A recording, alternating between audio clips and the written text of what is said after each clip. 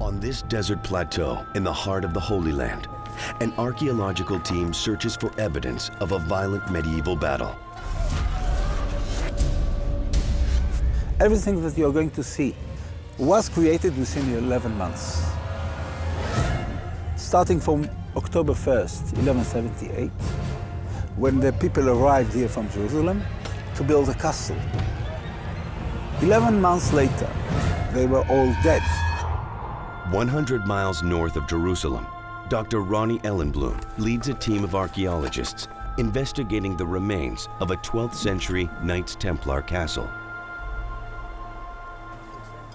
Using medieval texts as a guide, they search for evidence of a violent 6-day siege. Since this site is very well documented, extremely well documented, we know that it started from October 1178 to August 1179. We were interested in what can be achieved within 11 months. I mean, it's quite a bloody adventure. 800 people killed, a major castle taken. It's a bloody, bloody adventure.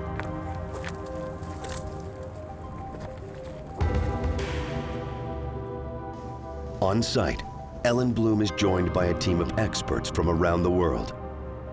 Human reconstruction expert Neda Levtov-Chata. What is written, the texts, are true. Something very violent occurred here, very bloody battle, many, many people killed. Medieval warfare expert Kate Raphael. Swords, arrowheads, spears, that's the kind of type of close combat battle that you were looking at within the grounds of the fortress. And medieval coin expert Robert Kuhl. The catastrophe was sudden. It was like I could compare it to Pompeii. Everything is there. It's just like it's like a picture in time, which is like frozen. In 1179, Christian armies from the West have waged war against Muslims in the East for nearly a century. An onslaught of bloody battles that would come to be known as the Crusades. It's an all-out holy war, with Jacob's Ford in the center of a fragile no man's land. A strategic point of trade for thousands of years, lying directly between the Christian capital Jerusalem and the Muslim capital Damascus. It is neutral territory.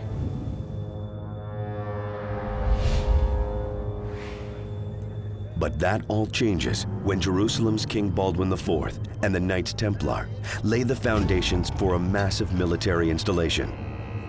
It sends a bold message to the Muslim leader Saladin. The Templars are expanding their empire eastward. I think their judgment here was very poor. They really thought that they could overcome Saladin's forces so easily and that he would let them build what would be probably one of the largest fortresses in the Middle East. Ellenblum's team has spent more than a decade digging through 800 years of history, searching for clues to what happened in this pivotal battle that left hundreds of knights dead. But dangerous winds from an approaching storm system delay the dig until conditions improve. The forecast is quite unfriendly. I'm not so happy about the rain and the storm. Big wind, big storm came over, blew everything away. All our tents flew away, boxes and so on. We tried to catch. We expected the rain and wind, but it was a very, very big wind. Anyhow, we relaxed a little. Now it relaxed and we're trying to keep on digging. But in the aftermath of the storm, the team makes a series of major discoveries. Solid evidence they've dug into the medieval world. They find incredibly preserved animal remains and weapons of war beneath the castle ruins. You can see the teeth of the smiling boar. Look, an arrowhead. You just found an arrowhead here. Look, arrowhead was stuck in which animal over there? באיזה מי זה היה? Pigs. Those arrowheads, we find them stuck in the pigs. Storms still loom on the horizon, threatening to undo the work they've already done. So they decide to work into the night.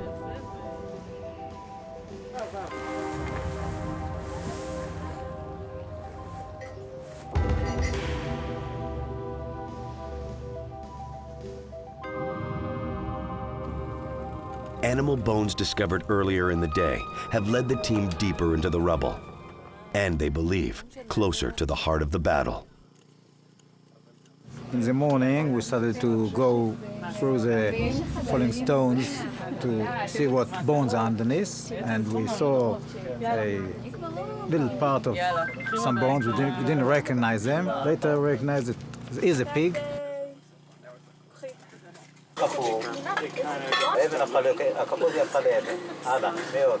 So Mickey is working on the logistics of getting this stone from above the skull, and Hadass is worried if the skull is going to survive this operation.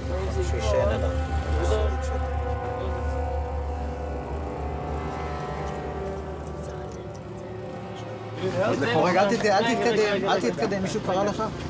רק שאלתי לשמך. אורי, תעמוד, אורי. מיקי, נכון? תעמוד, אל תזוז. הכל פה מלא עצמות. כן, כן, זה... אתה רוצה לשם, אליי? כן. טוב, אז עכשיו בירה לכל אחד. בואו נעשה החלפות. Like another 20 inches, I guess we'll get to the, not the floor, but the life level of the Crusader time. We'll see what happens in the morning. But they still haven't found what they came here for. Clues to the human slaughter. The remains of more than 800 Templar and Crusader soldiers killed here. Now, in their final day of excavations, the team digs into a mysterious layer of blackened soil. You can see over here, there's like an area which was burned. You can see the signs of the earth completely black. Charcoal, pieces of burn. The team believes they have now reached ground zero. And as they sift through the charred soil, they discover a perfectly shaped ivory cube. Closer inspection confirms it is actually an incredibly preserved medieval playing die. And now, 800 years later, with just hours left in their investigation, Ronnie Ellenblum and team make the discovery they've been waiting for.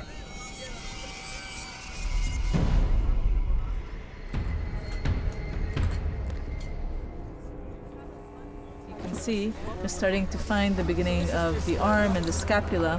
So apparently we have a whole individual here.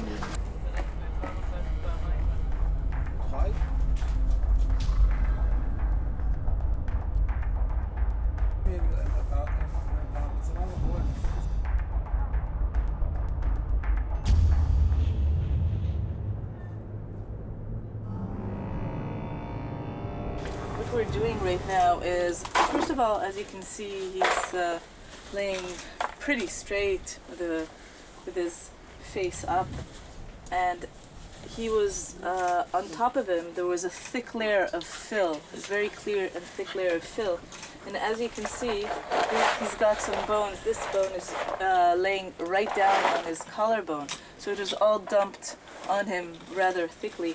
And actually, if you can see the skull, you can see he had a huge rock right on top of his skull, directly on his skull. After hours of tedious, painstaking work, the desert sun shines on the fallen warrior for the first time in 8 centuries. We had discussion about the coexistence of dead pigs and dead bodies of Crusaders, and we think that the coexistence is not incidental. I mean, it's kind of humiliation of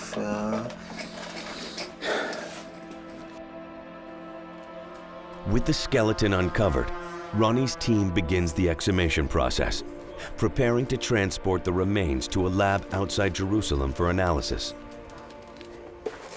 But just when they think their day is finished, the medieval battle site reveals another incredible discovery. A second skeleton reaches out from the rubble.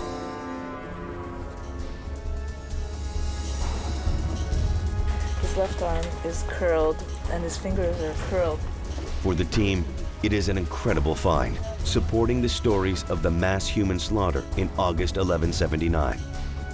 But the excavation of this skeleton may have to wait. Ronnie and his team are running out of time. Too many skeletons on the limited resources. You see, in the morning we didn't even expect there would be anything here. And suddenly there are too many. Even to excavate one skeleton properly, it takes time and patience. It may be too late. This is one of the toughest calls Ronnie Ellenbloom's ever had to make. It's a dilemma that we always have, especially when you are going to finish a dig. And in the last day you discovered a new individual. Finally, Ronnie makes the call. They will remove skeleton number 1, his comrade, and further evidence of a mass Templar burial ground must wait for a future excavation. So we may very well have to take out these fingers during this season so we could excavate all of human number 1 here, and we'll just pack them up, cover the rest, and we'll know exactly how the arm and the forearm and the fingers of this individual were placed. With the exhumation about to begin, Ronnie Ellenbloom begins to put flesh on the bones of this knight's life story. We know that this gentleman was probably a Templar. He lived here. He probably didn't have a family because he was a Knight Templar. Probably had relatives somewhere, either in Palestine or in Europe. We didn't know exactly what happened to him. He probably disappeared. He was thrown here by people who hated him. Putting him, throwing him within a den of impure animals. And now we come, Israelis, Jewish, secular, excavating very carefully, studying every detail, trying to find out what happened to him, what killed him.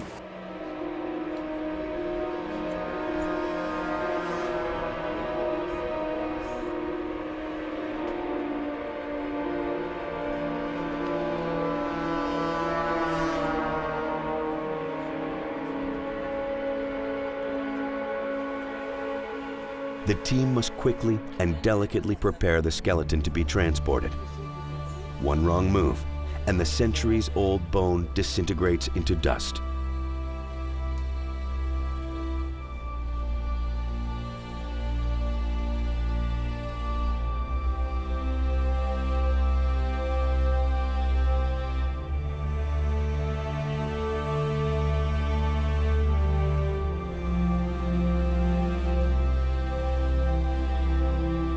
With the skeleton secure, the team packs up the site.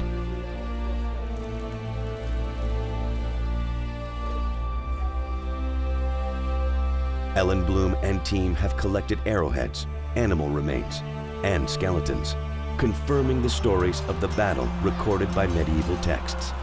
I can assure you that he did not die of heart attack. He was killed, absolutely killed.